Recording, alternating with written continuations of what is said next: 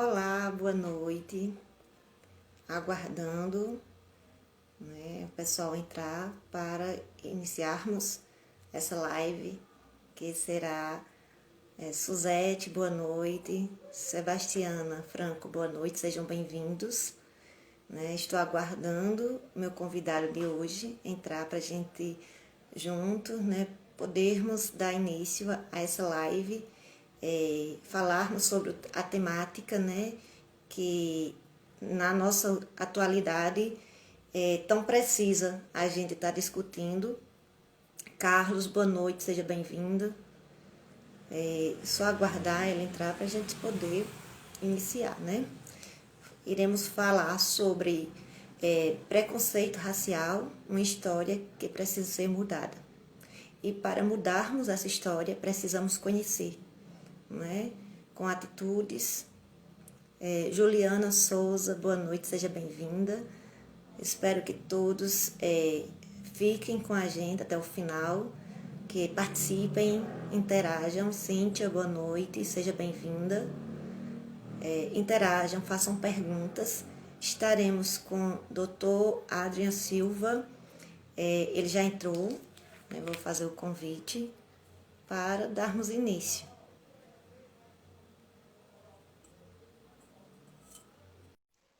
Armália, boa noite, sejam bem-vindos todos.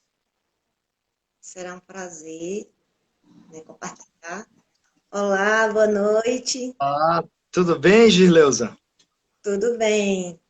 Seja bem-vindo. Obrigado, uma grande satisfação, um grande prazer.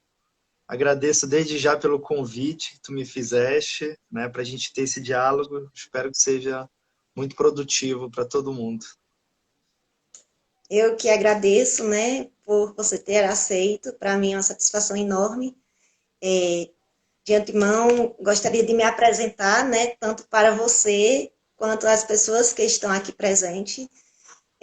Primeiramente, boa noite a todos. Meu nome é Gisleuza Souza, sou assistente social. Resido em Pernambuco, cidade de São José do Egito, conhecida como a Terra da Poesia. Faço esse trabalho há algum tempo, desde o início dessa pandemia. Então, uma forma de estar levando as pessoas, utilizando esse meio de comunicação hoje, que a gente utiliza bastante, boas informações e sempre estar interagindo aqui e trazendo bons profissionais, para trazer para a gente essas temáticas tão importantes para o nosso dia a dia, nosso trabalho, enquanto profissional e também enquanto cidadão, que a gente precisa ter conhecimento, a gente absorver conhecimento para a gente poder mudar. Então, a gente só muda quando a gente conhece. Então, seja bem-vindo, gostaria que você se apresentasse. Bem, boa noite a todos e a todas. Como a Gisleuza já antecipou, me chamo Adrian Silva, sou advogado criminalista, professor universitário aqui em Belém do Pará, aqui no norte do Brasil. E sou pesquisador também. Atualmente estou concluindo o meu doutorado em Direito, pesquisando criminologia no campo das drogas em particular, que é exatamente o campo o da violência, o da questão criminal, é o meu campo de atuação, tanto em âmbito forense quanto em âmbito acadêmico, científico, como advogado, como professor e pesquisador. Então, acho que é basicamente isso, a temática que a Gisleuza coloca aqui hoje para nosso debate, a questão racial, também é um dos pontos que eu considero imprescindíveis, uma das variáveis sobre diversos aspectos. Eu leciono tanto as disciplinas relacionadas às ciências criminais, direito penal, processo penal, criminologia, mas também leciono sociologia jurídica. Então, a gente sempre está estudando teoria social, a sociedade, e um dos pontos, naturalmente, para nós entendermos a nossa sociedade é a questão da raça, que é o que a gente vai tentar, de alguma maneira, enfrentar aqui hoje. Exatamente. Seja mais uma vez muito bem-vindo, obrigada. Antes da gente iniciarmos, falarmos sobre preconceito racial, uma história para ser mudada, que a gente precisa mudar, né? Historicamente falando, ela se arrasta por séculos e mais séculos, e a gente vê pequenos avanços, né? Então, diante desses avanços, a gente precisa entender o que seria, né, a distinção entre preconceito, discriminação e, e racismo. Então, para a gente entender essa temática, precisa primeiro saber a distinção entre essas três, vamos dizer assim, esses três conceitos, né? Que seria o preconceito, né? É o julgamento, julgar algo ou alguém sem antes conhecer. A discriminação é o ato, né? Então, assim, eu vou dar a mínima explanação, né, o mínimo significativo, e gostaria que você complementasse, até mesmo que tem bastante propriedade para estar falando sobre o assunto. Né? E o racismo é a forma, né, de preconceito ou discriminação, né, motivada por a cor da pele ou pela origem étnica. Então, assim, eu gostaria que você falasse sobre esses três pontos, né, esses três conceitos no qual se origina em preconceito racial.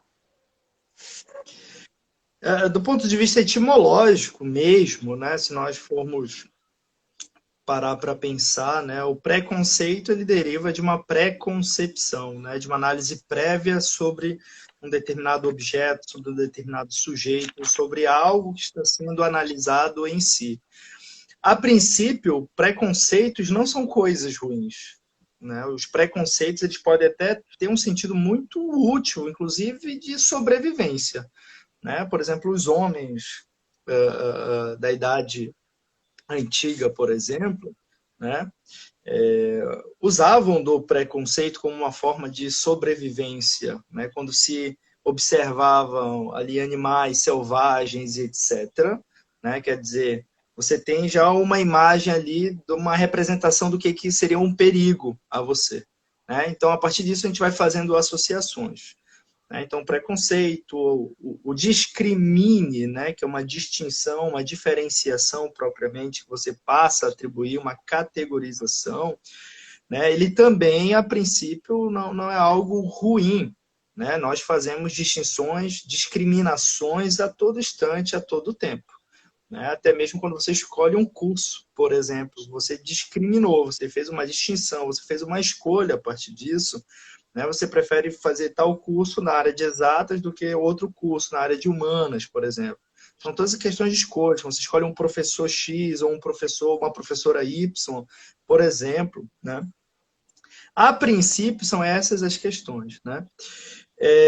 Só que, naturalmente, na história, né, na evolução cíclica da história, nós vamos perceber que a própria concepção de raça, se a princípio ela tinha um cunho muito mais taxonômico, né, classificatório, né, que se aplicava, por exemplo, às plantas, né, aos vegetais, né, e depois passará a ser aplicado ao reino animal e aos seres humanos também, a princípio também não tinha uma conotação negativa em si. Né? Nós somos diferentes.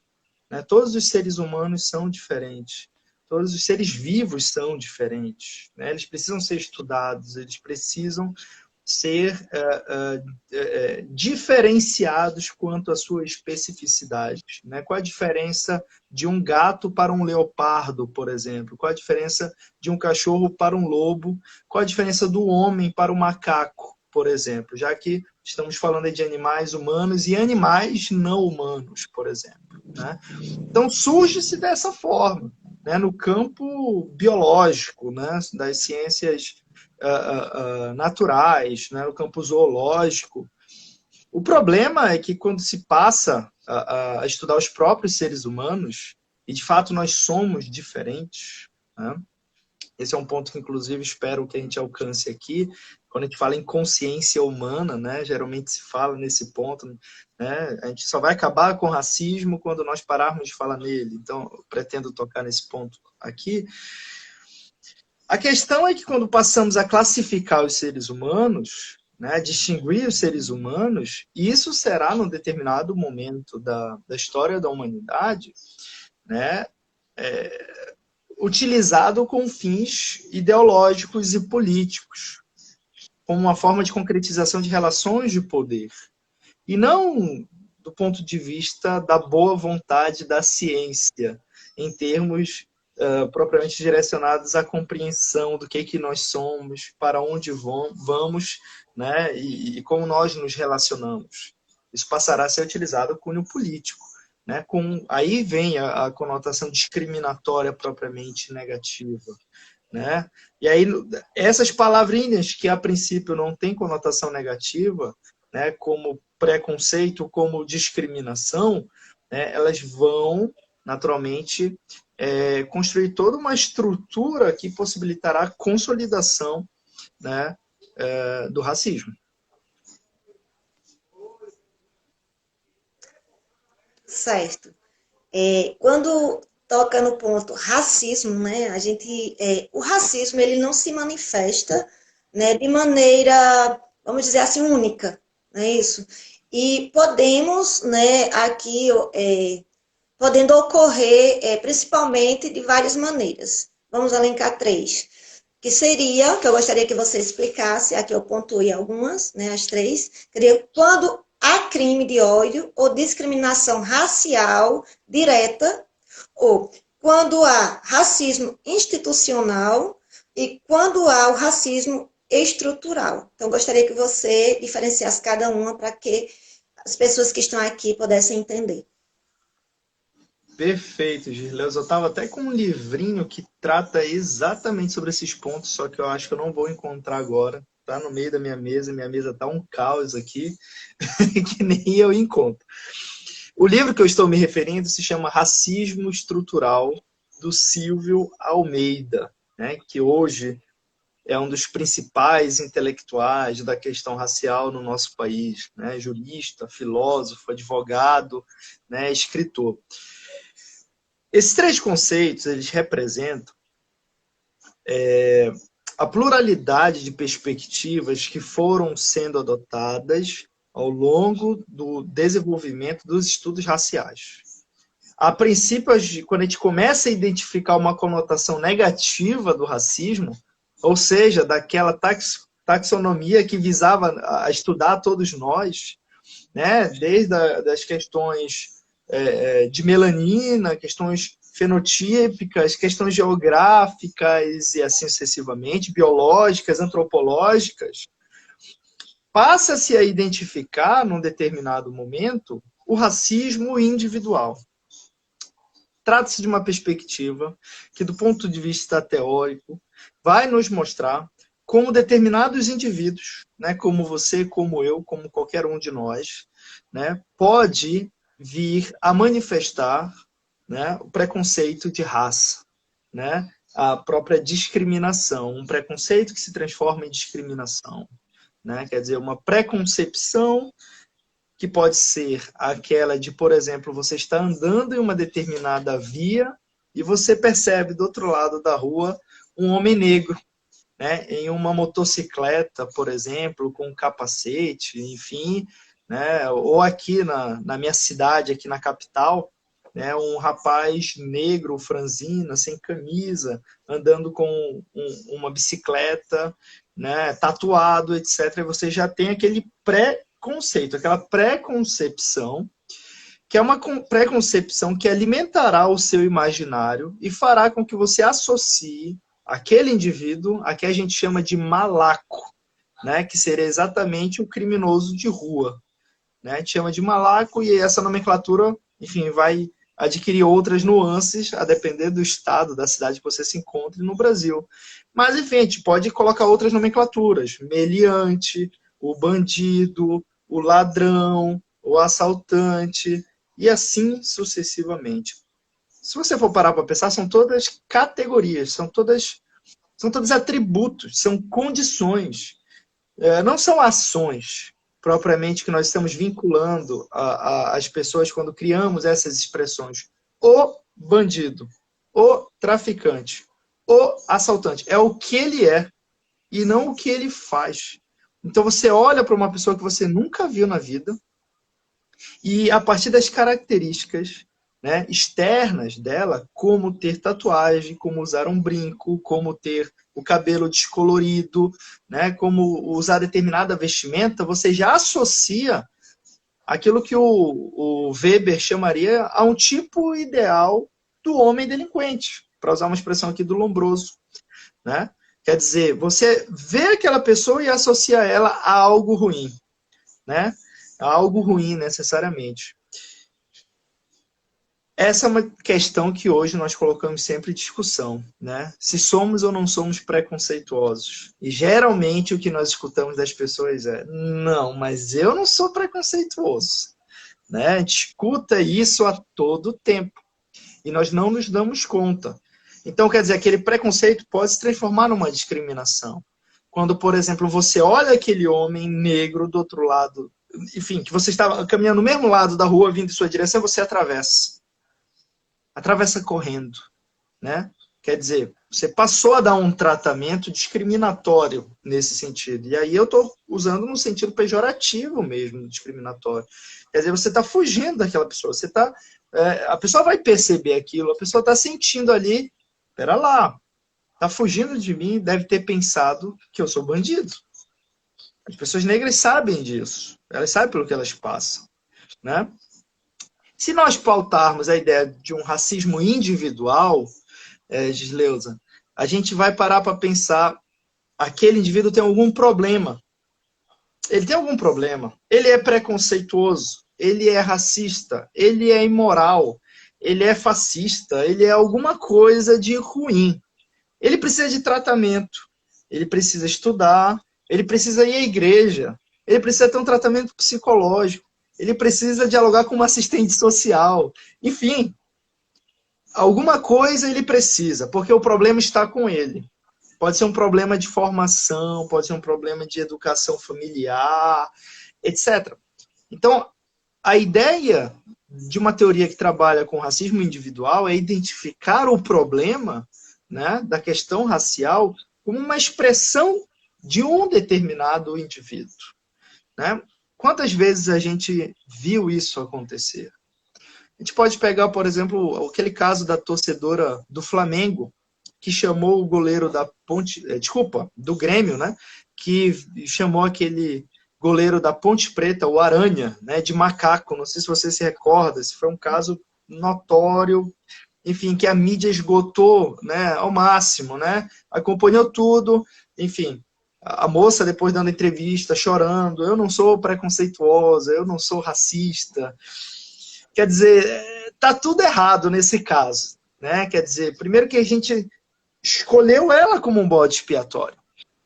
A gente identifica ali ela como a problemática, né? Então, quer dizer, algo deve ser feito com ela, ela deve ser punida, ela deve indenizar o rapaz, ela deve sofrer um lixamento público, ela deve perder o emprego e o pessoal vai aplaudir quando ela perder o emprego. Então, quer dizer, a gente precisa saber identificar o racismo e a gente precisa saber como reagir ao racismo. Quando nós estamos diante de um racismo individual, essa perspectiva ela nos limita muito, porque nós sempre vamos estar apontando o dedo para determinadas pessoas, né? E aí é uma questão muito simples. Será que a maior parte da nossa sociedade é racista ou a menor parte da nossa sociedade é racista? Né? Porque se a maior parte da sociedade for racista, nós estaremos sempre selecionando uma pequena parte dela. Porque é isso que o sistema penal faz. E por que eu estou falando de sistema penal? Porque o racismo hoje no Brasil ele é punido tanto no âmbito civil, né, com indenizações, né, com obrigações de fazer, de não fazer, etc., quanto punições de natureza criminal. Né? Nós temos o crime de injúria racial no Código Penal, nós temos uma legislação específica de crimes de preconceito, né? Então, você tem diversas ações que você manifesta, podem acabar sendo tratadas como injúria racial, como racismo, mas sempre punindo um sujeito, sempre punindo pessoas determinadas. É como se nós disséssemos o seguinte: o direito brasileiro nos dissesse: Eu estou resolvendo esse conflito social que decorre do racismo, punindo as pessoas. E olha que coisa interessante. Existem pesquisas empíricas, inclusive, Gisleusa, e eu te falo isso como acadêmico, pesquisador, e como advogado que também já atuou em processos desta natureza, que comprovam que, na maior parte das vezes, as vítimas não querem punição de natureza criminal para quem lhes distrata em termos raciais. Quem é vítima de racismo não quer ver aquela pessoa atrás das grades. Tem pesquisas empíricas comprovando isso. E mostrando que, no mais das vezes, as vítimas querem um pedido de perdão. Elas querem um diálogo. Elas querem que aquela pessoa reveja suas ações e passe a agir de uma outra forma com a sociedade. Né? Então, o que a gente pensa no primeiro momento é que é o cárcere, e no segundo momento, uma baita de uma indenização. E no final das contas, somos todos seres humanos e nós queremos ser respeitados, temos sensibilidade, né? Queremos que a nossa dignidade seja respeitada. Né? Então, temos esse caso da moça. Quantos jogadores brasileiros jogando lá na Europa já foram chamados de macaco, já jogaram banana nos estádios e etc. Né? Quer dizer, o racismo ele pode se manifestar de várias formas, segundo a nossa legislação. Quando uma pessoa chama outra de macaco, quando uma pessoa vai em rede nacional e diz que todo preto é safado, por exemplo, ou todo preto é bandido, né? Pode se manifestar também quando você impede que uma pessoa acesse, por exemplo, uma loja, num shopping, por exemplo, né, pela cor dela. Né? A lei de crimes de preconceito trata dessas disposições. E tem várias situações criminosas narradas lá. Né? Olha, você me convidou aqui para essa live e ontem nós tivemos uma situação, né, emblemática no futebol mundial. Né? Quando o quarto árbitro no jogo do PSG com o Istambul ofendeu um dos jogadores ali, né? E ele menciona, né, Negro, e em um determinado momento eu ouvi, né, eu acompanhei o vídeo ali, chamava de Negro, e depois ele diz, né, this black man, né, esse homem negro, né, quando o árbitro chega, quem foi? Né, não, foi aquele homem negro, né, aquele homem preto, enfim. E aí houve aquela discussão e tal, tudo mais. Coisa linda de se ver, os jogadores saíram do estádio. Né, do campo. Saíram do campo, não vai ter mais jogo. Né? Enquanto aquele rapaz que proferiu aquela ofensa não sair, nós não continuaremos. Como ele não saiu, então a gente sai. Aí depois, o clássico. O rapaz vai dar uma entrevista, né, o árbitro. Não, eu não sou racista. Quem me conhece sabe. É sempre isso, a gente está cansado de ouvir isso. Ninguém é racista nesse mundo. Né? Ninguém quer ser intitulado como racista. Tem uma expressão realmente que é muito pesado. Né? Ninguém quer ser chamado de racista. Mas ninguém quer reconhecer seus próprios racismos também. E nós somos educados, nós temos uma sociabilidade que nos direciona a isso. Né? E nos pequenos exemplos. Né? Nos pequenos exemplos. Não sei se você é mãe, Gisleusa. Enfim, mas na criação das crianças, né, quando a gente pega um lápis de cor, né, eu vivi isso na minha infância, né? Olha, esse aqui é o lápis cor de pele. E o lápis cor de pele é aquele rosinha, né? O marrom nunca é cor de pele. Nunca é a cor de pele, o marrom. Né? Enfim, quer dizer, desde esses pequenos detalhes, né? Ou o preto e o branco, esse tipo de associações, né, que nós fazemos sempre, né? Aqui no meu estado, no Pará, via de regra, quem detém a minha cor, né, eu sou um negro mais claro, né? Não sou aquele negro mais com cor mais escura. Eu sou chamado de moreno. Moreno. Né? A Belém do Pará, a capital, é chamada de cidade morena, para você ter ideia. Né?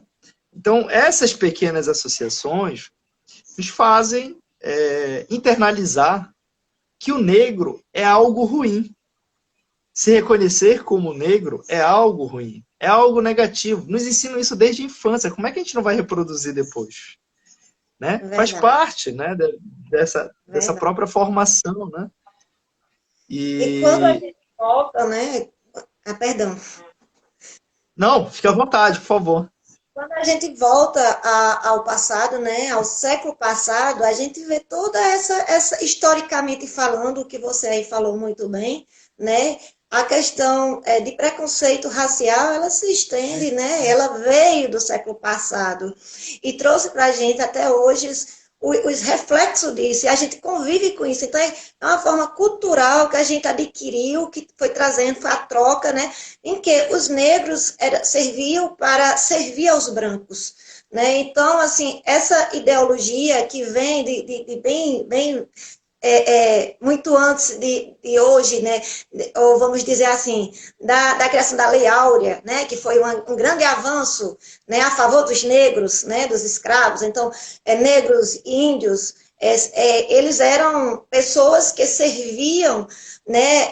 Aos brancos de forma, vamos dizer assim, inferior, né? Então, toda essa história, quando a gente vai ver, a gente vê que a gente carrega isso dentro da gente, né? Enquanto cultura e por mais avanços que vão tendo, a gente ainda se depara com situações que, como você bem falou aí, a gente diz, eu não sou racista, mas quando a gente vai ver em atitudes nossas, muitas vezes, né, mesmo quando diz a questão do preconceito estrutural, a gente já vê que é difícil de se identificar, né? A gente termina fazendo, quando a gente exclui, vejamos exemplos de novelas, a maioria dos negros, eles estão lá para servir, são personagens para empregados, né? A gente vai numa universidade e a maioria são brancos. Então, segundo o IBGE, né, em pesquisas que eu andei pesquisando sobre esse assunto,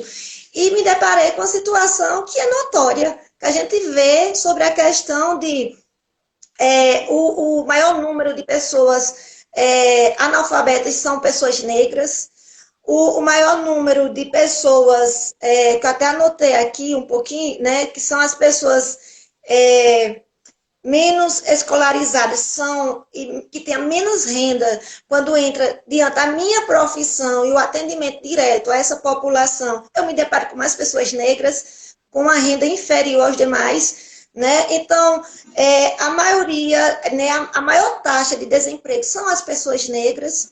Aí você vê uma luta, né, que a gente for ver, for voltar ao passado, a gente se depara com os movimentos dos colombolas, né, que lutavam, né, para ser livre, porque a Lei Áurea ela veio, deu a liberdade, mas não ensinou a como sobreviver. E eles voltaram a servir os brancos. Né? Então, a gente vê que falta políticas públicas voltada a esse público. E quando vem a cota, né, direcionada às pessoas excluídas, que a gente, não, mas não é excluído, o negro não é excluído, ele que se exclui. De maneira alguma, existe uma história para trás que permeia e que a gente convive com ela, e a gente vive diariamente. Muitas vezes a gente se depara. Aí eu falo assim, eu não sou racista, mas se eu vou em uma rua escura e só encontro, um exemplo que você deu, uma pessoa negra, sem camisa, tatuada, eu vou me assustar. Por quê? Porque na minha convivência, na sociedade no qual eu fui criada, no qual eu convivo, eu vivo, a gente tem essa visão que o negro, geralmente, quando está de forma mal vestido, né, ele traz para a gente uma ameaça. Né? Então, assim, isso é uma concepção que a gente deve refletir, né, e saber que nós, enquanto seres humanos, enquanto cidadão, né, quando a gente vê que tivemos tantos avanços, a questão dos direitos humanos que vem a liberdade de escolha, a gente não tem, o negro não tem. Muitas vezes ele não tem, é negado isso. Né? Então, vamos... até eu anotei aqui que eu achei muito, muito importante quando ele fala sobre a questão do racismo reverso. Aí você diz, o racismo reverso, certo? Por O que será branqueamento. que... Sim, o branco também tem preconceito com o negro tem preconceito com o branco, e aí? E aí, vamos refletir sobre isso? Quem é desigual? Quem é que está menos inferior diante de uma sociedade? Né? Então, assim, foi muito importante que você trouxe, é muito importante a gente refletir para que a gente possa mudar, né? E não só falar, mas fazer parte dos movimentos sociais para a gente alcançar cada dia mais essa justiça social no qual a gente fala tanto, nessa democracia que a gente fala tanto, e muitas vezes só está em papel, né? A gente estuda tanto a legislação, é tudo muito lindo, maravilhoso, as punições, mas a gente sabe que nem sempre elas são efetivadas de maneira certa. Exatamente, né? Isso que você fala muito importante, né? A gente não vai conseguir entender a sociedade hoje se nós não conhecermos a nossa história. Essa que é a grande verdade. E os tempos atuais,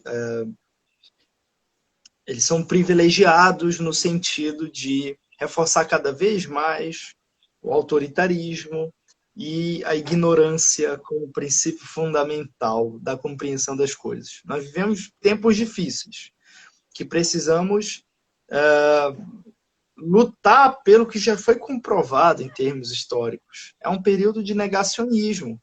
Não teve ditadura, não houve violência no nosso país. Os escravos, eles que se escravizavam e chegavam no nosso país, assim, uma série de absurdos e absurdos que nós vamos ver presentes na própria estrutura, né, parlamentar do nosso país, na própria estrutura política de governo que nós temos hoje, dos nossos representantes. Né? Quer dizer, como o Holiday em São Paulo, por exemplo, né? O Ciro Gomes até chamou de capitão do mato, e teve o processo contra o Ciro Gomes, enfim, toda aquela questão. Né? O próprio presidente que está aí falando que parte da população é medida por arrobas, né? Enfim. E o vice-presidente da República recentemente falando que não existe racismo no nosso país. Né? Então, quer dizer, aí ontem, mais uma vez, lidamos com essa situação do racismo, né, dentro do futebol. Aí o árbitro, o jogador, perdão, o técnico português, né, que é do Flamengo, nem sei se está mais no Flamengo, o Jesus, né, dizendo, não, mas agora tudo é racismo hoje, né, tudo é racismo. Né? Então, quer dizer, banalizam demais e vão dizer que é mimimi, no final das contas. Né? É como Humberto Eco diz, né? A internet ela deu voz ao idiota da aldeia. Né? Hoje qualquer um pode falar qualquer coisa sobre qualquer coisa. Não existe mais o certo e o errado, a verdade, né? O que se comprova, o que é evidência. Cada um acredita no que quer acreditar.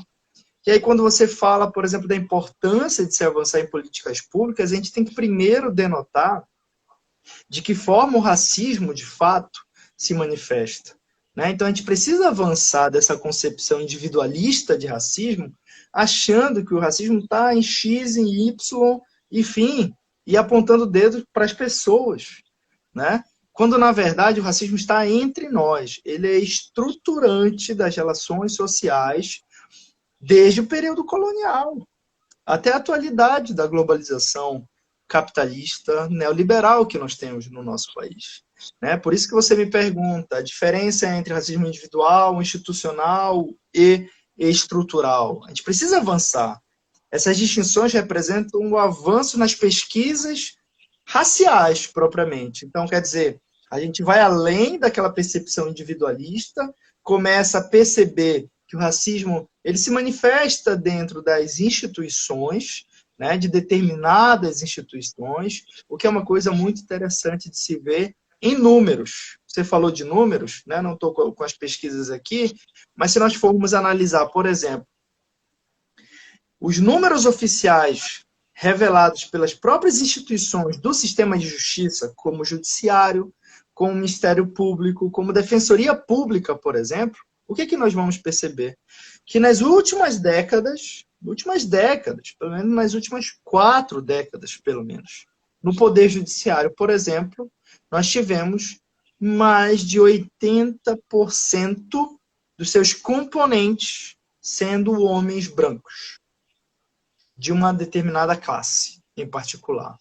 Quer dizer, 20% você coloca homens negros, você coloca mulheres brancas, você coloca mulheres negras, por exemplo. Sempre 20%. Por que sempre 20%? Porque 80% sempre é formado por homens brancos.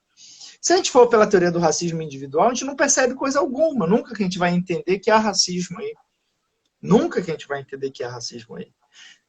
Se a gente vai pela teoria do racismo individual, a gente nunca vai entender como o sistema penal, por exemplo, ele é racista. Quando nós temos mais de 60% da população carcerária sendo negra ou parda. Né? Não, mas os juízes não dizem que estão prendendo porque as pessoas são negras e parecem bandidos. Né? Como aconteceu com a juíza recentemente, faz algumas semanas, aquela juíza do Paraná, que acabou identificando o sujeito lá e responsabilizando ele por conta da cor dele. Isso gerou uma polêmica tremenda, porque ela usou uma expressão que daria mais explicitude para algo que está implícito em decisões judiciais, né? A rigor, cotidianamente falando. Quer dizer, então é muito limitado a gente pautar naquela perspectiva. Mas aí nós vamos perceber nas instituições. Assim, no judiciário, acontece também no Ministério Público. Homens brancos, sempre muito mais homens, mulheres sempre muito menos. Né? A gente não tem o ideal da juíza negra, por exemplo, usando o dread, usando o cabelo, enfim, afro, propriamente. Né? Existem algumas poucas juízas aí que fazem a diferença, inclusive. Mas essa não é a imagem do judiciário. Quando Joaquim Barbosa chegou no STF, aí não. Vocês estão vendo como todo negro pode chegar onde quiser? Está no órgão de cúpula do Poder Judiciário. Ok, mas bora olhar os números, historicamente falando. Sempre 80% para cima de homens brancos. Foi um que chegou ali. Né? Recentemente, pelo menos. Foi um que chegou. E ainda tinha posicionamentos autoritários. Quer dizer, que nem sempre eram favoráveis à sua própria classe, à sua própria origem racial. Quer dizer, será que os negros não podem também agir de maneira racista? Não podem reproduzir práticas racistas? Se nós ignorarmos isso, nós estaremos presumindo que a pessoa, simplesmente por ser negra, né, ela respeita os seus próximos. Quando muitos não se veem como negros. Veja o caso do Neymar, por exemplo, que ontem e hoje, na verdade, estava fazendo pose, né, ali dos Panteras Negras, etc., em campo, mas há um tempo atrás não se reconhecia como negro. Quer dizer, as coisas vão mudando, e ele é uma pessoa pública que impacta, que representa muito para muitos jovens, muitas pessoas do nosso país. É maravilhoso que, mesmo não tendo a consciência perfeita da sua condição racial, ele saiba que existe racismo mesmo com pessoas ricas, né, que têm a pele mais escura, ainda que ele não se identifique como negro, e agindo da maneira que ele passou a agir, isso vai ser um exemplo para que todos nós nos conscientizemos, né? Boa parte da população se conscientize. Então, quando a gente vai além, e aí respondendo ainda a sua pergunta, e percebe o racismo sendo estruturante, o racismo estrutural propriamente, a gente vai perceber que o racismo está naquele exemplo que eu lhe dei, né? Na cor do lápis, na atribuição da cor de pele, definição da cor de pele.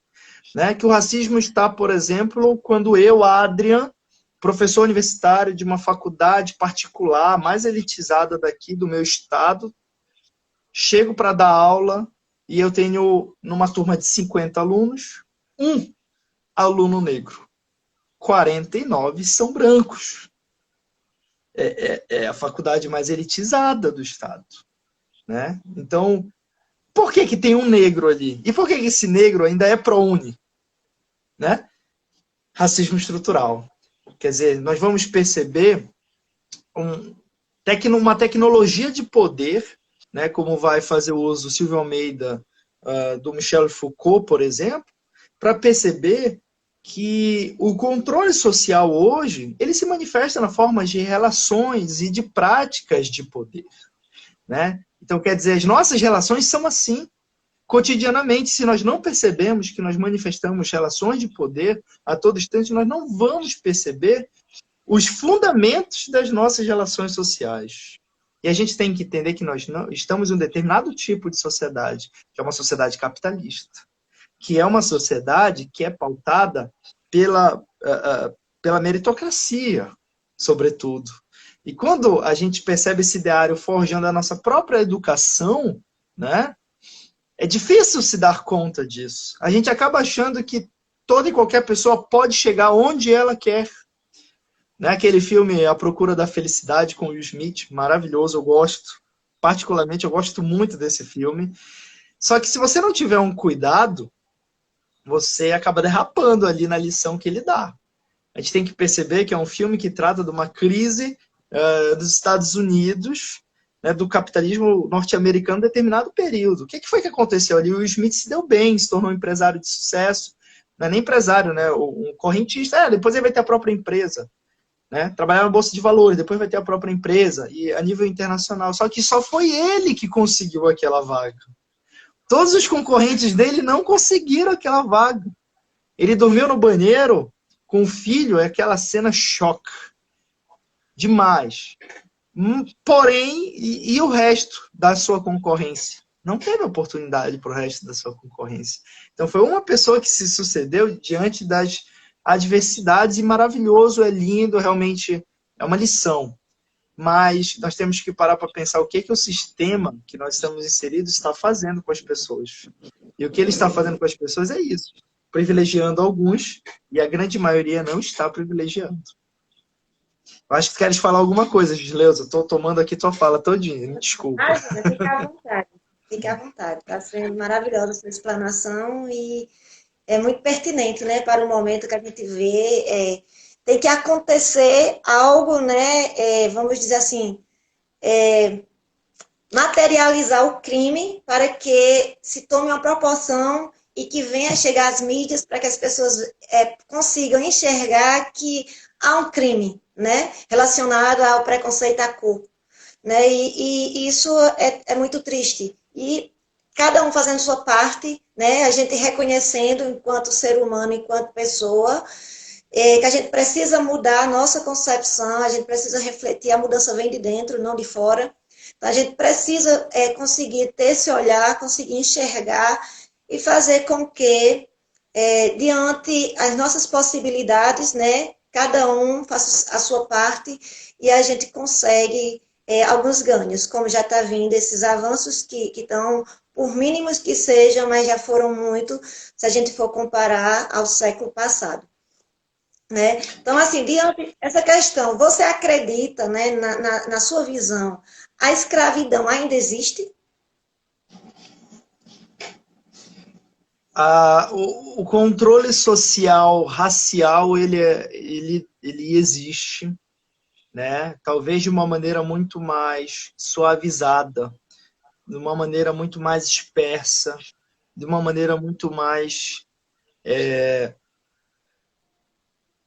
implícita do que antes. Né? Quer dizer, eu não preciso amarrar um negro num pedaço de pau e chicoteá-lo para identificar, né, uma inclusão subordinada, né, para utilizar uma linguagem marxiana aqui, que coloca realmente parcela da população, como você disse, a mais vulnerável, como você disse, a subalternizada, e que está vinculada com a pobreza. A pobreza no nosso país tem cor, né? Não dá para trabalhar as duas questões de maneira diferente. Então, quer dizer, não dá para relativizar o discurso. Tem muita gente que diz, não, eu sou favorável a cotas para pessoas pobres. Né? Mas cotas para negros, não, isso já é preconceito. Como uma medida que visa atenuar o racismo, é preconceituosa. Quer dizer, está vinculado àquele raciocínio de que não, tem que parar de falar em racismo. O racismo só vai sumir quando você parar de falar nele. Pelo contrário, a gente tem que falar cada vez mais nele. Porque senão vai ser o mais do mesmo, tudo vai ser naturalizado. Se nós não passarmos a questionar e a problematizar as nossas próprias ações, né, as nossas próprias ações, a gente nunca vai conseguir perceber quão problemáticas elas são. Né? Tem um vídeo muito interessante do Criolo, né, no YouTube, junto com Clemente. né? Se não me engano, a banda do Clemente é o Replicantes ali do Show Livre. Uma apresentação do Criolo muito interessante, é um vídeo muito legal. Quem estiver acompanhando a gente, vale a pena assistir. O Clemente tira uma piadinha lá, lendo umas mensagens que foram encaminhadas lá pelo público, né? Falando que o Criolo parecia o Fred Mercury, né? Aí ele tira uma graça ali, não, mas tu não é boiola, né? Enfim, tira uma onda assim, aí o Criolo, né, ele sente aquilo e diz, já que você tocou nesse termo, então deixa eu falar aqui. Aí, a partir disso, ele começa, né, como a gente diz aqui, a descascar o apresentador. O apresentador, ele brinca e diz, mas hoje não está muito politicamente correto. Quer dizer, eu não sou mais um apresentador negão, e ele é negro. E ele é negro. Né? Eu não sou mais um apresentador negão, tem que me chamar de apresentador afro-brasileiro. Quer dizer, ele mesmo fazendo chacota com a luta negra. O negro, com relação ao rapaz branco. Né? Quer dizer, tem uma questão muito importante também, Gisleuza, para pensar nisso. Né? Naquela seminal frase do Tim Maia, né? Esse país não pode dar certo, né? Que prostituta se apaixona, cafetão tem ciúme, pobre é de direita, enfim, nós temos que entender, e eu gosto muito do Darcy Ribeiro para pensar isso, que a educação no nosso país, ela não é uma crise. A crise da educação no nosso país, ela não é uma crise, melhor dizendo, é um projeto. Então as pessoas, elas são educadas ou mal educadas para não terem consciência de quem elas são. Esse que é o ponto. A gente cria as pessoas, a gente, né, o Estado brasileiro cria a população pobre, a população periférica, a população marginalizada para ser crítica, para ter raiva e ódio de si próprio, para defender políticas que são contrárias a elas mesmas. Né? E ele arma uma estrutura arquetípica de guerra que coloca pobre matando pobre, pobre prendendo pobre, pobre discriminando pobre. E no pobre você coloca negro também. Quer dizer, você vê o morador da favela que leva um tiro ali da polícia ou do traficante, entre aspas. Quer dizer, quem é o policial? Via de regra, os policiais ostensivos aí são pessoas que vêm das camadas populares. São negros e pardos. O traficante, negro, pobre. Né? Quer dizer, não é o Fernandinho Beiramar, o traficante. É o mula, é o aviãozinho, etc. E o morador da periferia também. Né? Pobreza e questões raciais estão atreladas no nosso país. Então você vê ali, né, todo mundo em constante conflito. E o que a gente está defendendo todo o tempo? Maior repressão, maior intervenção policial, invada as favelas, quebre a casa das pessoas, levem tudo que é droga, matem bandido morto e etc. Percebe que é uma classe atentando contra si próprio. É uma parcela da população mais vulnerável atentando contra si mesmo. Então, não é ilógico, né, que uma pessoa que se encontra nessas condições adversas defenda políticas e projetos que são contrários a ela própria. Porque não tem como a gente entender a coisa se não pensarmos em termos macro. Concordo com você que a mudança vem da gente, né? Mas as micro-revoluções têm que estar atreladas a uma macro-revolução. Né? Porque senão nós sempre estaremos reproduzindo e reproduzindo. Né? Concordo com você também e parabenizo você pela iniciativa de estar organizando esses debates aqui, que a gente precisa conscientizar. Mas não, aí o ponto que eu queria tocar, mas não é uma consciência humana que precisamos ter, né? Como o Morgan Freeman aí ficou muito mal visto, inclusive, pela população que estuda a teoria racial. Mas é uma consciência racial propriamente, né? O Silvio Almeida, ele diz, a gente só pode utilizar o conceito de raça hoje como um conceito relacional.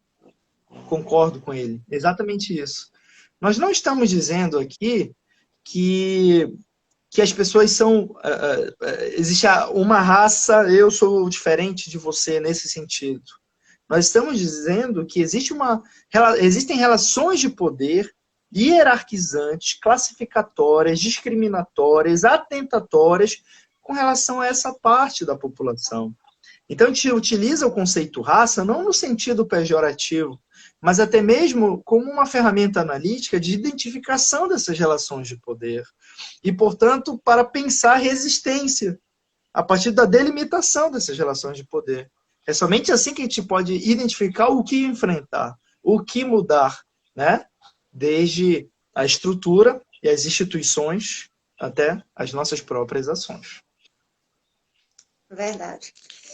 Quando você estava falando, eu estava me remetendo a algumas situações que eu vivencio, né, no dia a dia do meu trabalho. E muitas vezes chegam o julgamento, né, de outros colegas de profissão, até mesmo da própria pessoa que está passando por uma situação, em acreditar que não tem mais jeito, né? E muitas vezes, tal pessoa, você que é criminalista deve entender bastante sobre essa relação.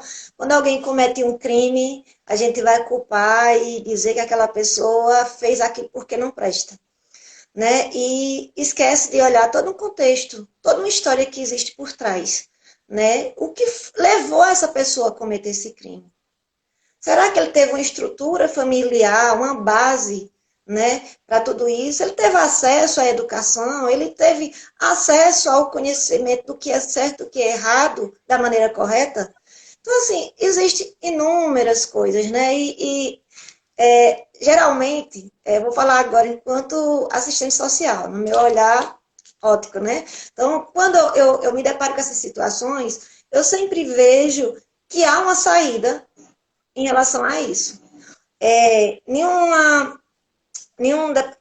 Determinado momento que eu estava acompanhando um jovem, LA, né, Liberdade Assistida, e esse jovem, ao conversar comigo e com a psicóloga, ele sempre falava que se arrependia do que estava fazendo, que tinha feito, né, que na fundação na qual ele estava, era muito ruim, que ele não iria cometer mais tal crime, isso, aquilo, outro, né? E em alguns momentos, nossos encontros, né? Quando a gente tinha um encontro quinzenal, alguns a gente ficava feliz, achava que tinha surtido algum efeito ali. Né? Nossas conversas, orientações, estudos, mostrava sempre o lado ruim, né, da situação no qual do ato que ele tinha cometido, na repercussão, na sua própria vida. E depois esse jovem se afastou e não voltou mais, né, aos atendimentos. A gente levou ao conhecimento do Ministério Público, né, e vamos levar porque ele não estava aqui, vamos ver. E o próprio promotor falou que não tinha jeito. Tinha pessoas que não tinham jeito. E eu imaginava, será que não? Será que ele conhece de onde ele veio? Será que ele sabe o que ele passou na vida? E quando a gente vê assim, a história da mãe, que ele foi criado sem pais, não teve estrutura, existe a influência da sociedade que conta, né? Existe toda uma influência aí.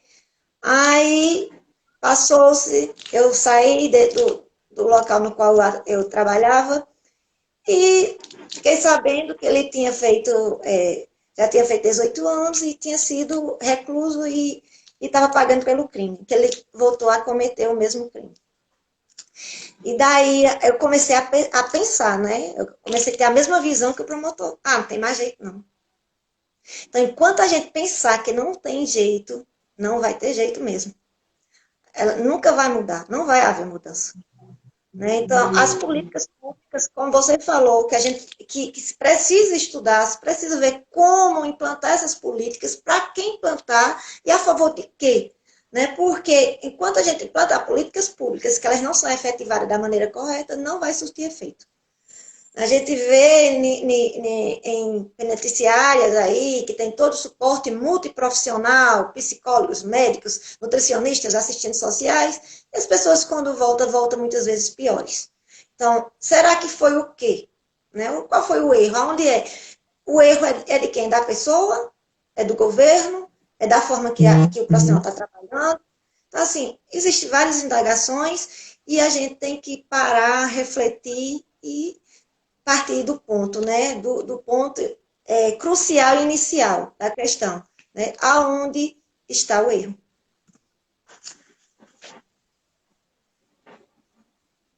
Diante, né, toda essa questão, assim, eu gostaria que você falasse, né, para você, o que significa a cor da pele?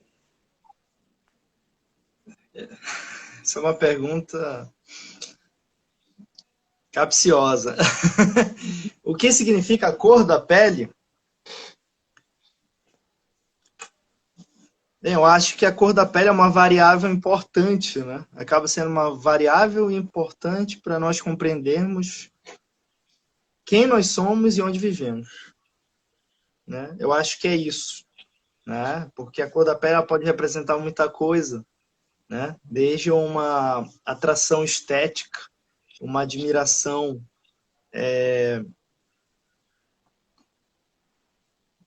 em termos de coloração, uma identificação de melanina do ponto de vista biológico, mas, naturalmente, ela explica quem nós somos na sociedade que nos inserimos. Eu acho que esse que é o ponto, né?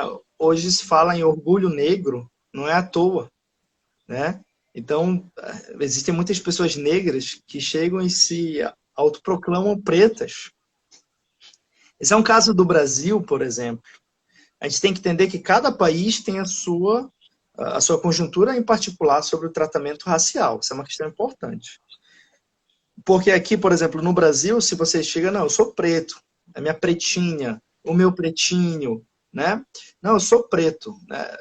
Se você se reconhece dessa forma, né? Quer dizer, você está dando uma conotação, uma atribuição de sentido muito particular que revela o orgulho que você tem da cor que você possui, né?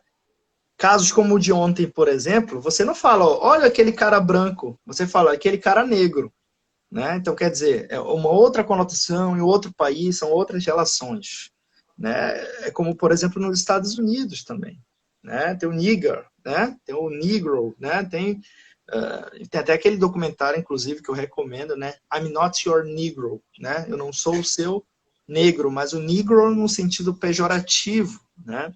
Então, quer dizer, o negro, o preto, né? Ele representa, naturalmente, concepções de determinado contexto que você está inserido e como as pessoas se veem.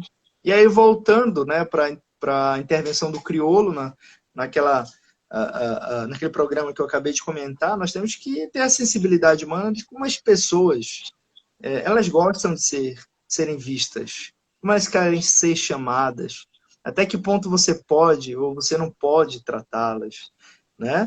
Quer dizer, tem muita gente que gosta de ser chamada de preto, tem muita gente que gosta de ser chamada de negro, tem gente que não gosta definitivamente, né? E alguns apelidos, inclusive, tem pessoas que gostam de ter determinados apelidos, outras não. Então, é uma questão de empatia, é uma questão de alteridade, de você saber se colocar no lugar do outro. E você, acima de tudo, rever suas próprias práticas.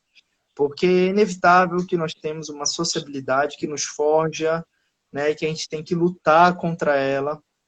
Né? E o Milton Santos dizia, né, que o estudo ele é clarividência, então a gente tem que fazer uso dessa clarividência para expandir horizontes de emancipação, né, como você mesmo disse, né, em busca da justiça social. Né? Então nós temos que concretizar essa justiça social nos próprios processos de interação humana que nós temos com os outros seres humanos. Né? Então, e conceber a estrutura racista na qual nos encontramos é um ponto particular, né? É um ponto caro. Exatamente. Chegamos a 1 hora de live, né? Sabemos que o sistema pode cair a qualquer momento e eu gostaria de salvar, né, para estar divulgando em outras redes sociais. E quero agradecer a todos que estiveram junto com a gente. Uma boa noite. A você, em especial, muitíssimo obrigada. Foi uma bela explanação. Eu não o conhecia, né? Pesquisei antes e vi a sua credibilidade no mercado, né? Já vi o quanto você é um grande profissional e eu fiquei assim felicíssima quando o convidei e você aceitou. Então, muitíssimo obrigada.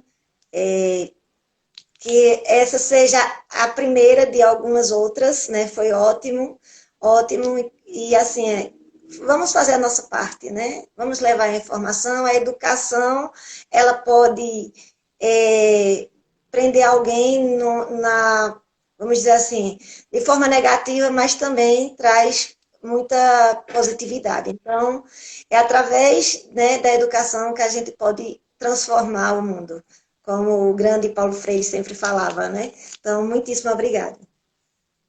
Obrigado, Gisleuza. Foi um prazer, uma honra, uma grande satisfação estar aqui contigo. Boa noite a todos e a todas que nos acompanharam aqui. Ó, o Quinho Ayala, daqui do Pará, está acompanhando a gente. Um grande abraço para ele. Né, o Vidjevilaca, eu acho, né? Tá mandando aqui, a Adriana do Pará também. E é isso. Obrigado a todo mundo que acompanhou. Espero que realmente tenha sido produtivo, né? E crítico, sobretudo, né? Instigante para que nós saiamos daqui inspirados, né? Todo tempo está estudando e está revendo práticas, né? Iluminando sempre os nossos caminhos e dos outros também. Obrigado, querida. Obrigada a você. Tchau, boa noite. Tchau, boa noite.